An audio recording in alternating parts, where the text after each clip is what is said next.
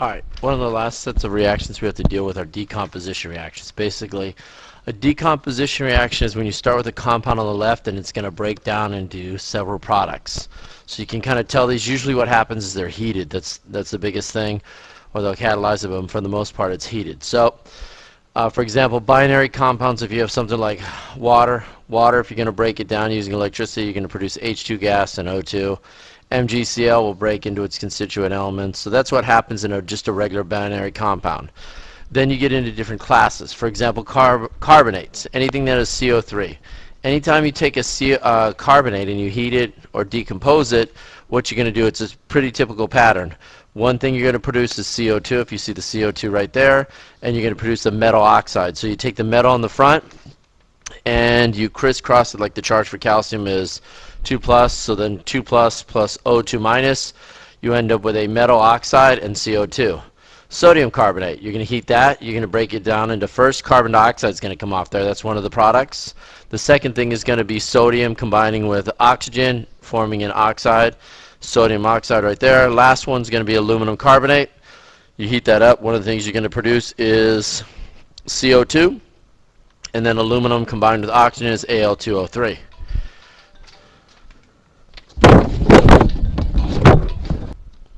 Alright, so the one other kind of carbonate that kind of has a different reaction is when you have ammonium carbonate. If you have ammonium carbonate right down here, you notice it has a carbonate on the end of it, but it also has NH4.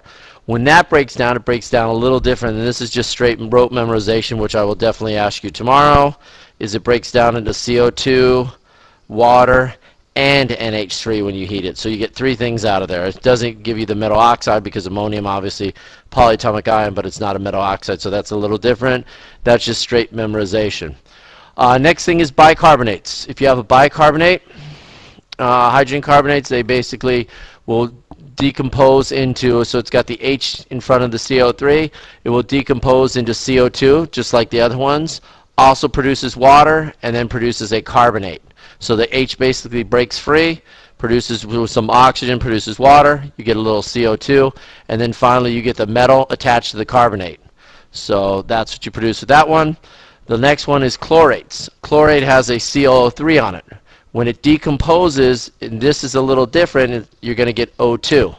And then you get the metal plus chlorine. So for example, K is +1, Cl is -1, so it breaks down into O2 and KCl. This one, barium chlorate.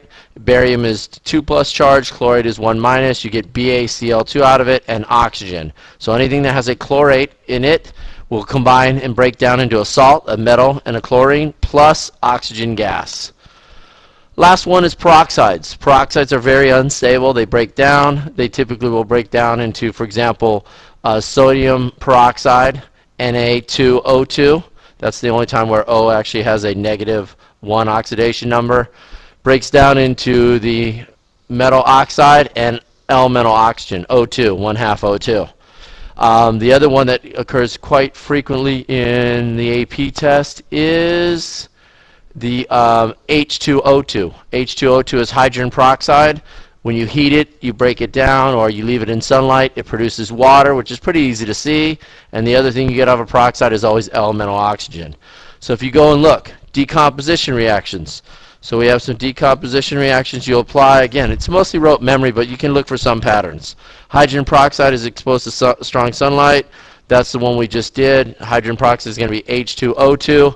What are you going to break it down to? You're going to break it down to water plus oxygen. And then you're going to have to sit and balance it. You just saw the reaction previously. Sodium hydrogen carbonate, that's NaHCO3. Same idea as before. You're going to produce CO2 is the first thing. It's a carbonate. Because the H, you're going to liberate water. And the last thing that you're going to do is you're going to put together the metal and a carbonate. So you're going to actually end up with Na2CO3. Magnesium carbonate is heated strongly. So magnesium carbonate is going to be MgCO3. Carbonates break down into two things. The metal oxide, so I'm going to take the magnesium, put it together with oxygen. I get MgO plus CO2 because it's a carbonate. Ammonium nitrate. Ammonium nitrate is NH4 NO3. That's going to break down into three things, and this is a little bit of rote memory also. It's going to break down into N2, so the nitrogen is going to come together, O2, and water. And you'd have to sit and balance that one. But remember, that's rote memory. The nitrogens will combine together to produce N2. The hydrogen will combine with some water to make water, or some oxygen to make water, and then finally O2. Calcium carbonate. Calcium carbonate is CaCO3. Carbonates break down into two things, CO2 automatically, and the metal oxide, which is going to be CaO. Ammonium carbonate. Ammonium carbonate is the one we did previously. It's going to be NH4 parentheses 2, and it's going to be CO3. You're going to produce carbon dioxide, you're going to produce water, and you're going to produce NH3. That's basically rote memory is how you're going to solve that one. Then you have to basically go through and balance it, add the coefficients to balance it. Finally, hydrogen peroxide, H2O2. We repeat this one because it's the one they use the most often. Hydrogen peroxide only breaks into two things. It breaks into water and O2, elemental oxygen, and those are pretty much the extent of decomposition reactions. If you know the patterns of carbonates, how they break down, carbonates break down, chlorates break down, and peroxides break down, the reactions aren't too bad. It does require a little bit of rote memory. All right, I will see you tomorrow.